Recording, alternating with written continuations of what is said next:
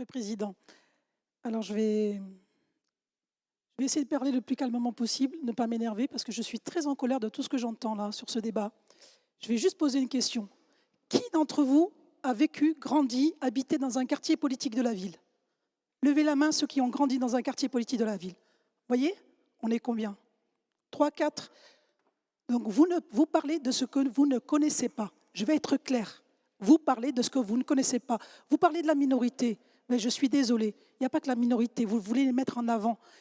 Vivre à Sèges est pour beaucoup de personnes un enfer. Les tours sont les unes en face des autres. Les gens voient passer des couches, voient passer les lave-linges à travers les fenêtres. Ils vivent avec des immondices en bas de leurs bâtiments. Et quand j'entends qu'on politise ce débat, puisque là c'est l'opposition pessacaise qui utilise ce débat pour s'opposer à nous, la majorité. Donc utiliser ces gens, ces habitants, dans ces quartiers politiques de la ville, pour de la politique politicienne, je trouve que c'est honteux. C'est honteux. On est là collectivement pour penser à ces habitants. L'objectif de cette réhabilitation, c'est de donner de la décence à ces habitants, de donner de la visibilité positive. Parce qu'actuellement, quand on propose un logement à Sèges, personne ne veut habiter à Sèges. 7 personnes pour un habitant qui va aller à Sèges. Est-ce que vous vivriez dans ces logements immondices? Il y a des puces, il y a des blattes.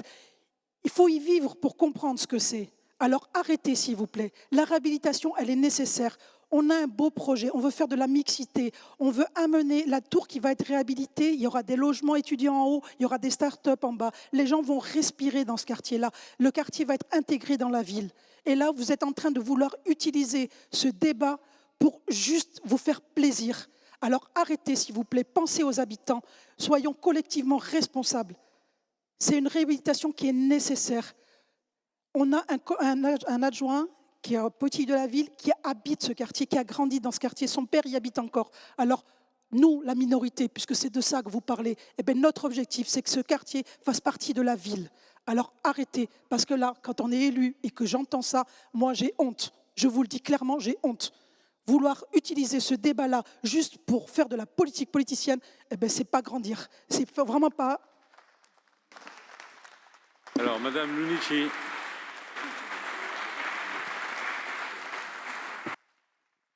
Madame Lunici.